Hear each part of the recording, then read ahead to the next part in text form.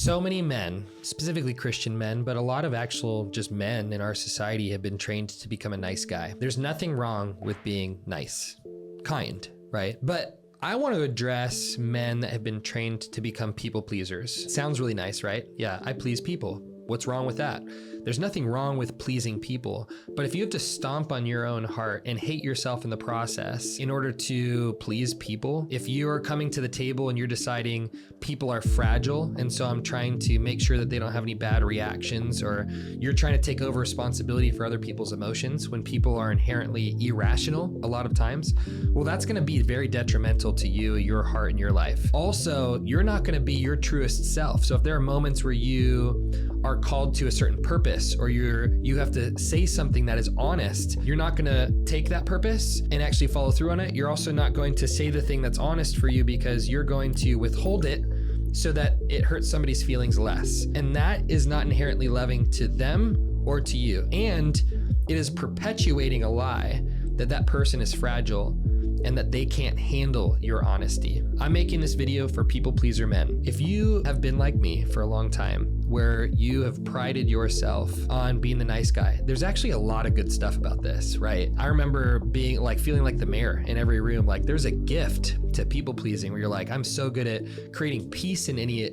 situation or environment. I'm so good at like winning people over, that winning others over thing. It's so good. It's a gift, right? Being able to make people laugh, reading people. Like, gosh, I know so many of you watching this probably like me, you've learned to read people, their emotions before they even say what they need or want. You're like, I can do it. A lot of people pleasers are great in hospitality jobs, great in sales, great with, really people facing positions, right? But what happens is when you get into close or tight knit relationships, you get into, really well-developed relationships, you start to build a resentment towards people that are closest to you because you don't believe that it's safe to be fully you. You have to filter yourself to make other people happy. You have to walk on eggshells in order for people to not have bad reactions or, to have fearful responses or to get triggered. And what we do is we dance around other people's shame, we dance around their unhealthy emotions, and this causes you to live inauthentically with the people that you're closest with. It also keeps you from owning different, if you're a man, masculine traits of honesty, being purpose-driven, being protective over certain people, creating conflict. This is one of the things I actually love about Jesus. He said, I came with a sword.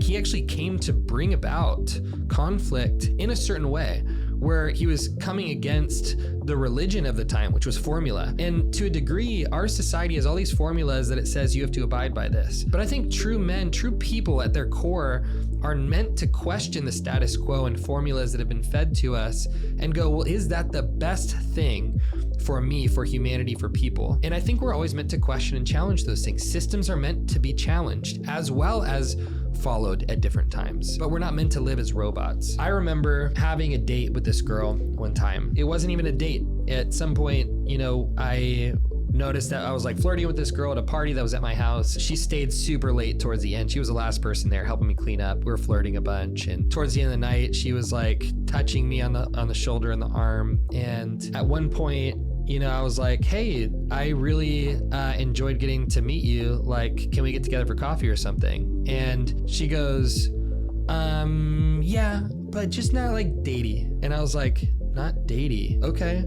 Well, I was just like hoping to get to know you. I mean, I go to coffee with old men. I go to coffee with other men and friends of mine. I'm not trying to date them. I don't even know if I would want to date you. I just kind of want to take you out for coffee. And she's like, okay, just, nothing datey. And I was like, that was an interesting interaction. And after saying that, I was kind of like shaking inside. Like, before, I would have never said something like that, but I was accepting a challenge, and it was to be brutally honest with every single person in my world, which up to that point I was not. I remember for so many years with my mom, I had to learn to read her mind because my dad was very passive. He wouldn't share ever what he needed or wanted. I think when he was an alcoholic and things got really bad and he got sober, he hated a part of himself that never really came back. And I understand it because he also did, took leaps and strides to get healthy from alcoholism. But I'm really sad that he lost a part of himself, I think, in that process of owning his voice. And I watched my mom have to take over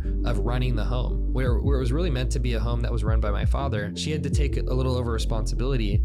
And I remember her being overwhelmed a lot. I just remember in the home taking so much responsibility for her emotions at different times. This wasn't true, but I'd grown a belief that my mom was fragile. And I didn't even know or was aware that that was true until years and years later. But I actually learned that women are fragile. So it built this belief in my head that women can't handle my honesty or my masculinity. And so I have to make sure to filter or withhold in order to make sure that women feel better. My mom felt better. So I learned to read her.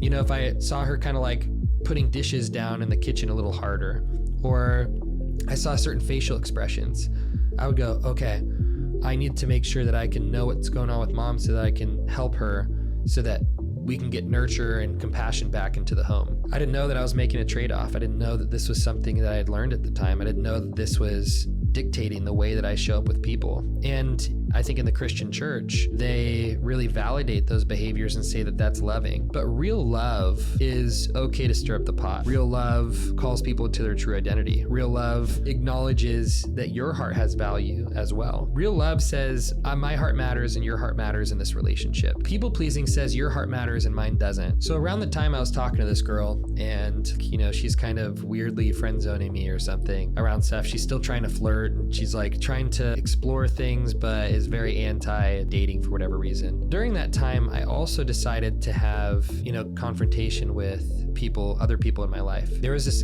guy that would, you know, he made all this stuff up about me with another girl that I was dating at one point. We were sitting in the car one day and she was like, I don't know if I want to continue things with you.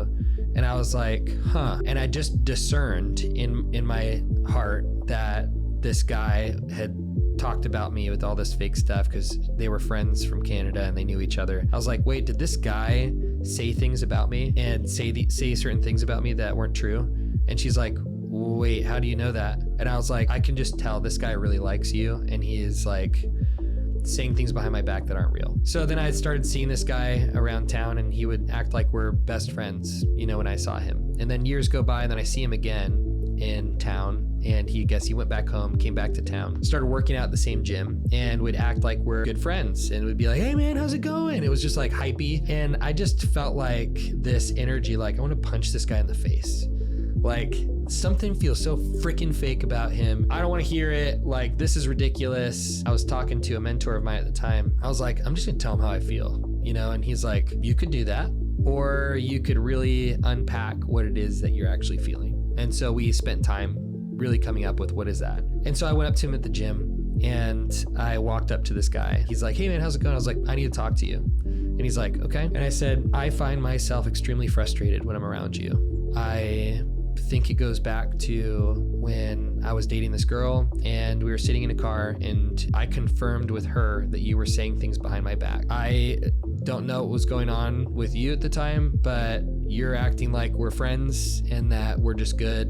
And I think if you want to say hi and you want us to be on good terms, I need you to take responsibility for the things that you said and ownership for those things. And if not, no worries, just don't say hi to me and don't act like we're close because it's just, I don't do fake relationships. So this guy heard all that and it was like one of the first times that I started having confrontations with people. And this guy broke down in tears and said how jealous he was of me. And it really started this value system for me in being honest with people. And it started a core value of mine that I want people to know exactly where I'm at, even if it hurts them in the moment. Delivery is important. Obviously, you don't want to be that aggressive person that it just is direct. And if you're that direct person, you probably have to work on compassion and empathy, not on people pleasing. But if you're a people pleaser, you need to learn how to have a voice with people because that's going to give you so much confidence in your life. And that's what started to happen. As I started having these types of conversations with people in my life, this girl that I dated, and other girls, this guy that I met at the gym, I started having confrontations with my mom. I actually started noticing that my love for people started growing as well. I stopped feeling powerless in different social situations and interactions.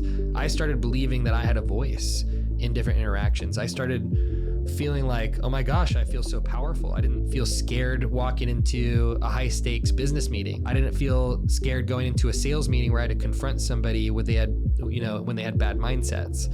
about something. I didn't feel scared anymore to go on dates and say that, hey, I was no longer interested, but say it in a very kind and respectful way. Whereas before, I was shaking violently anytime I had to confront somebody or be honest about anything. For a lot of us people pleasers, we need to go on a journey like that. And if you're watching this and you've noticed that you have, those different passive tendencies or people pleasing tendencies, you really need to start asking yourself some of these questions, because if you want to have a successful life with friends that really know you, truly know you and love you, you need to take off the mask. And that mask is you being a people pleaser. You need to learn how to show people who you are. There was another part of that season where I started recognizing I believed people loved me because I was an entertainer. So for an entire month, I stopped entertaining. People would be hanging out with me and they're like, what's wrong with you, Spencer? I'm like, nothing's wrong with me. I just don't particularly feel like being super outgoing right now.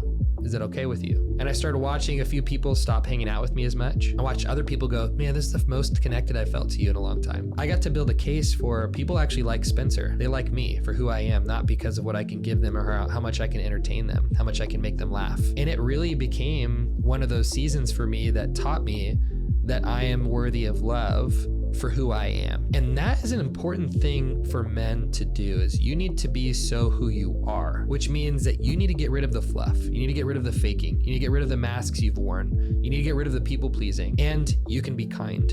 You can be loving. You can be honest. You can care about people, and you can value your own heart.